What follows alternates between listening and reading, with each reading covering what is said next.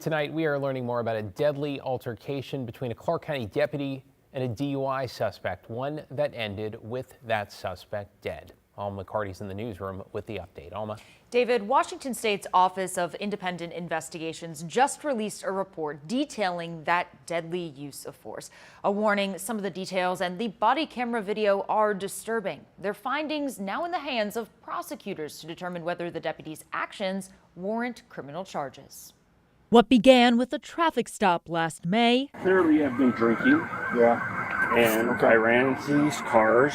ended with a deputy killing a DUI suspect. Always a sad and tragic situation when you look into how these situations unfold. And some 10 months later, on Friday, a final report about the deadly altercation. Hector Castro is with the Washington State Office of Independent Investigations. Our piece of it is simply to report on what the evidence shows.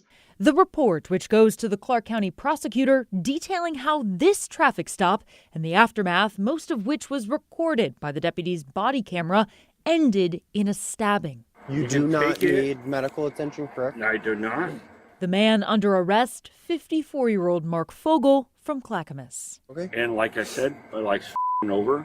The report details how Deputy Bryson Layton took Fogel to a weigh station off I-5 in Ridgefield to administer a blood alcohol breath test. What's the matter? Like I said, I'm done. All right, we're just gonna. I'm a dead man. You're talking dead man. What our investigation found and what the deputy had reported was that he began to become concerned about some of the remarks that Mr. Fogel was making and concern for his safety.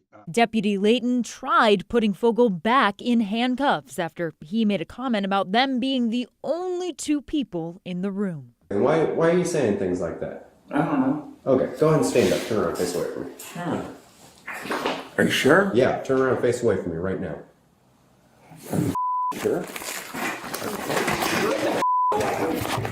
Boy, 73, I'm fighting with one. Sure. Give me the air, he's reaching for my gun. Mark, you're gonna get shot! The weapon available to him at the time was a knife that he had as part of his equipment, and he stabbed Mr. Fogel multiple times. According to the report, Fogel suffered 17 stab wounds to his back, and while officers attempted to save his life, he did not survive.